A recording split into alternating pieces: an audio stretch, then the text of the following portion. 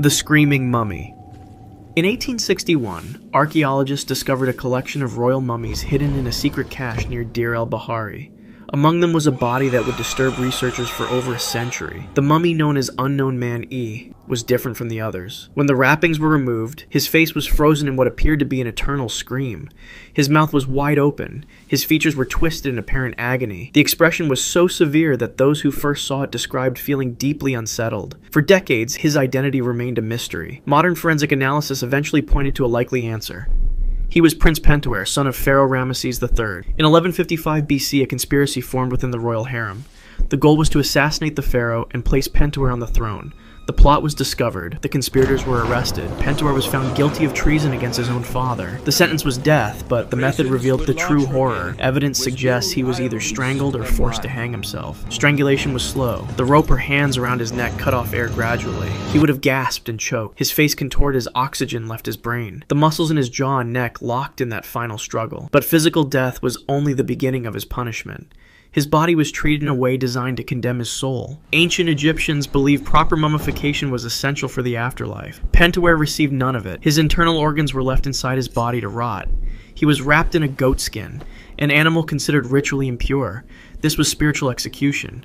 Without proper preparation, his soul could not enter the afterlife. He was condemned to eternal suffering, trapped between worlds. When archaeologists unwrapped him 3,000 years later, that scream was still there, preserved perfectly. The expression of a man who died slowly, knowing his punishment extended beyond death into eternity. The king's brutal end.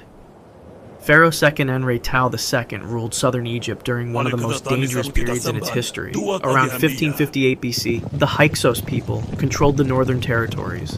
They were foreign invaders armed with superior weapons and chariots. Second Enre led his forces north in an attempt to liberate Egyptian land. He never returned alive. His mummy was discovered centuries later, and it told a disturbing story. Modern forensic examination revealed the position of his arms.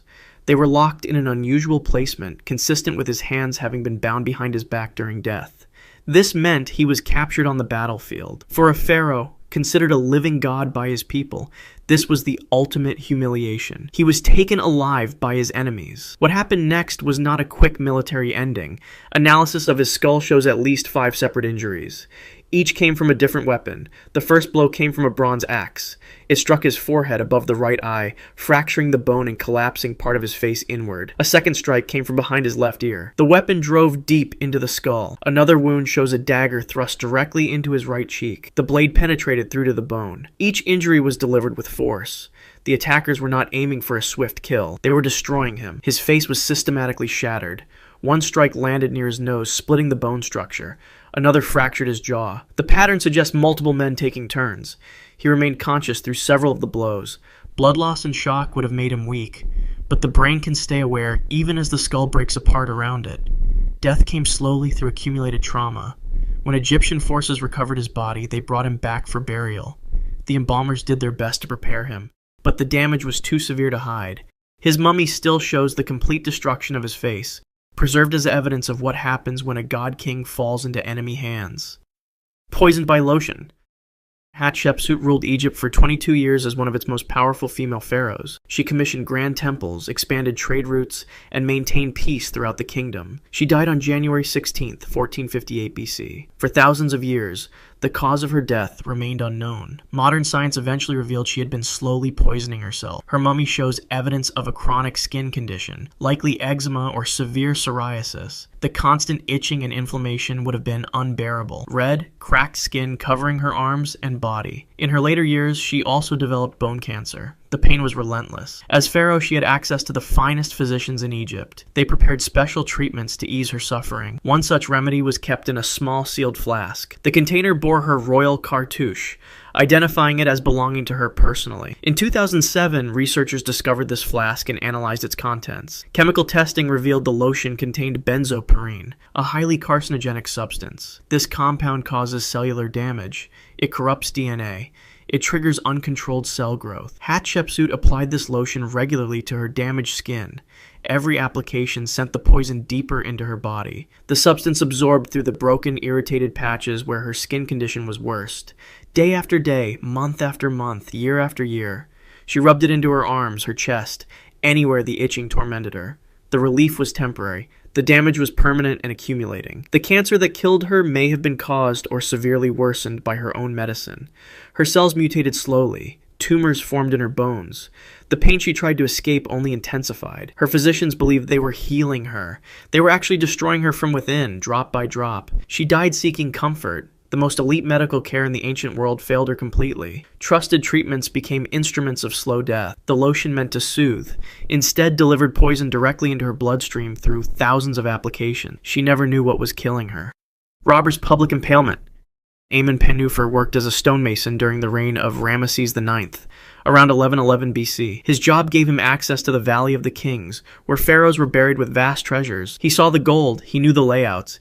He decided to steal from the dead. The papyrus Amherst records his full confession. He robbed multiple royal tombs over several months. He broke through sealed doorways and descended into burial chambers. He stripped gold from mummy wrappings. He tore apart the preserved bodies of kings to reach valuable amulets placed between the linen layers. In ancient Egypt, this was not simply theft. It was the destruction of the afterlife itself. The worst crime imaginable. Authorities eventually caught him. During interrogation, he received bastinado, repeated strikes to the soles of his feet, until he confessed to everything. The details were written down, the locations, the methods, the items stolen. The sentence was announced. He would be game overed by public impalement. The method was designed for maximum suffering. A sharpened wooden stake, approximately 8 feet tall. Guards forced him onto it. The stake entered through his rectum and was carefully angled to avoid immediately piercing vital organs. The goal was not quick death. It was prolonged agony as warning to others. He was then hoisted upright in a public square. Gravity did the rest. His own body weight slowly forced the stake deeper inside. It traveled upward through his torso, tearing through tissue and muscle. The pressure on his internal organs made breathing nearly impossible. Each attempt to inhale pushed him down further onto the stake. The pain was unrelenting. Crowds gathered to watch. Hours passed. The sun beat down. Dehydration combined with internal bleeding. His organs were gradually punctured one by one as the stake advanced. Consciousness remained for most of it. His body went into shock, but shock does not always mean unconsciousness. It took approximately 2 days for him to die. His body was left displayed on the stake afterward as a warning to anyone else who considered robbing the sacred dead. Pharaoh's fatal crash. Tutankhamun became pharaoh as a child and died around 1324 BC at approximately 19 years old. For thousands of years, the cause of his death remained one of Egypt's greatest mysteries. Modern forensic analysis of his mummy eventually revealed the truth. He died slowly from injuries sustained in a violent accident. Evidence suggests Tutankhamun was an active charioteer. Egyptian chariots were light, fast, and unstable.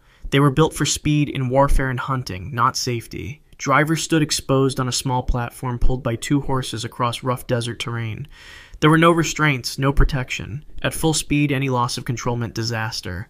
Examination of his mummy shows severe trauma. His left leg suffered a compound fracture. The bone snapped and broke through the skin. Multiple ribs on his left side were also shattered. The pattern of injuries indicates a violent side impact. He was likely thrown from the chariot or crushed against it as it overturned. The crash happened in an instant. Bones splintered, flesh tore open. He collapsed in the sand with his leg twisted at an unnatural angle, but the impact did not kill him. The compound fracture created an open wound. Bone protruded through skin. In ancient Egypt, there were no antibiotics. Physicians had no way to prevent infection once bacteria entered the bloodstream. Within days, the wound began to fester. The tissue around the break turned dark. Pus formed. The smell of decay came from living flesh. Gangrene spread through his leg. The infection moved into his blood. Fever consumed him. He became delirious. Palace physicians could only watch as the rot advanced. His organs began failing one by one as sepsis took hold. What started as a broken leg became a death sentence. He died in his bed, likely 2 to 3 weeks after the crash. Blood poisoning from an infected fracture. The boy king who survived the initial violence of the accident succumbed slowly to the invisible destruction happening inside his body. Drowning in gold. Ptolemy XIII was approximately 14 years old when he became co-ruler of Egypt with his older sister Cleopatra. Their relationship quickly deteriorated into civil war. By 47 BC, Julius Caesar had arrived in Egypt and sided with Cleopatra. Ptolemy's forces were crushed at the Battle of the Nile. The young king had no choice but to flee. He ran wearing full royal regalia. A heavy golden breastplate covered his chest. Decorative archive armor pieces adorned his arms and shoulders. A ceremonial sword hung at his side. Gold medallions and insignia marked his divine status as pharaoh. The armor was meant to display power and authority. It weighed approximately 30 to 40 pounds of solid gold and bronze. It made him instantly recognizable as royalty. It also made him incredibly heavy. Ptolemy reached a boat on the Nile with his remaining soldiers and courtiers. The vessel was overloaded. People crowded onto the deck, desperate to escape Caesar's advancing army. The Nile's current was strong. The boat listed from uneven weight distribution. Someone shifted, the balance broke. The boat capsized suddenly. Bodies plunged into the water. Ptolemy went under immediately. The gold armor pulled him straight down. He struggled to stay at the surface. His arms thrashed. He tried to remove the breastplate, but panic made his fingers clumsy. The straps would not come loose. The weight was relentless. Every movement exhausted him. The armor dragged him deeper. His lungs burned.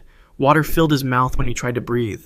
The surface grew farther away. Sunlight faded above him. His legs kicked frantically, but the gold kept pulling, 30 pounds of metal sinking like an anchor. He could not fight it. His strength gave out. Water rushed into his lungs. The burning became unbearable, then stopped. His body sank to the river bottom, still encased in golden armor. Caesar's forces recovered it later. They identified him immediately by the royal insignia he wore. The symbols of his power had become the instrument of his death.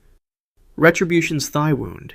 Cambyses II was a Persian king who conquered Egypt in 525 BC. He ruled as a tyrant and showed open contempt for Egyptian religion. The Egyptians considered their gods sacred and living. Cambyses saw them as superstition. His disrespect would eventually cost him his life in the most eerie way imaginable. The Apis bull was the most sacred animal in all of Egypt. It was believed to be the living incarnation of the god Ptah. Only one Apis bull existed at any time, selected by specific markings and worshipped throughout its life. According to the historian Herodotus, Cambyses mocked this belief. He drew his dagger and deliberately stabbed the sacred bull in its thigh. The animal bled from the wound. Egyptian priests watched in horror. They warned him that divine retribution would follow. The bull died days later from the injury. Cambyses laughed at their predictions. 3 years passed. In 522 BC, Cambyses was in Syria leading a military campaign. He prepared to mount his horse for battle. He carried the same dagger at his side, secured in its scabbard. As he swung his leg over the horse, the scabbard broke or fell loose. The exposed blade stabbed directly into his own thigh. The same weapon. The exact same location where he had wounded the sacred bull. At first, the injury seemed minor, a puncture wound. He dismissed it and continued the campaign. Within days, the wound began to change. The flesh around it turned dark. Infection set in rapidly. The tissue started to rot. Black gangrene spread outward from the puncture. The smell of decaying flesh came from his living leg. Physicians tried to stop it, but the putrefaction advanced. Fever consumed him. The leg swelled and blackened further. He became delirious, likely realizing the coincidence. Same weapon, same location. 3 years after stabbing the god, the infection spread into his bloodstream. Sepsis shut down his organs one by one. Cambyses died in agony from the festering wound, killed by the same thigh injury he had inflicted on the sacred bull. Mass retainer sacrifice. King Den ruled Egypt during the First Dynasty, around 2970 BC. He was buried at Abydos in a tomb befitting his status as pharaoh, but he was not laid to rest alone. Ancient Egyptian belief held that a king remained a king in the afterlife. He required his full court to serve him beyond death. Servants, craftsmen, guards, and concubines were all needed. They had to die with him. Archaeological excavation of his tomb complex revealed the scale of what happened. Surrounding the king's burial chamber were 230 subsidiary graves. All were sealed at the same time.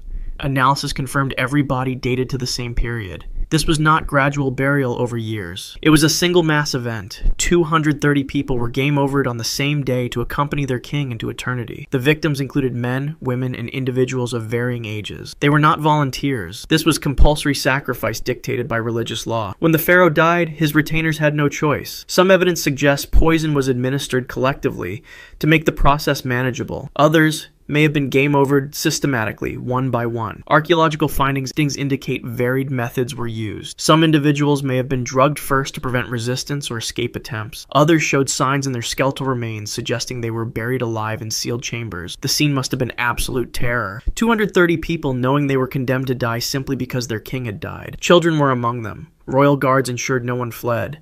The inevitability was suffocating. Some likely screamed. Others accepted it in drug silence. But all of them died within hours of each other. Each body was placed in a small chamber surrounding the king's tomb, cramped spaces barely large enough to contain them. They were positioned to serve eternally. Some skeletons showed evidence of struggle. hands clawing at stone. Others appeared peaceful, likely sedated before death. 230 individual lives ended in a single day, all to ensure one man had servants in the afterlife. The practice was eventually abandoned as too costly and brutal, but for King Den, 230 people died so he would not be alone.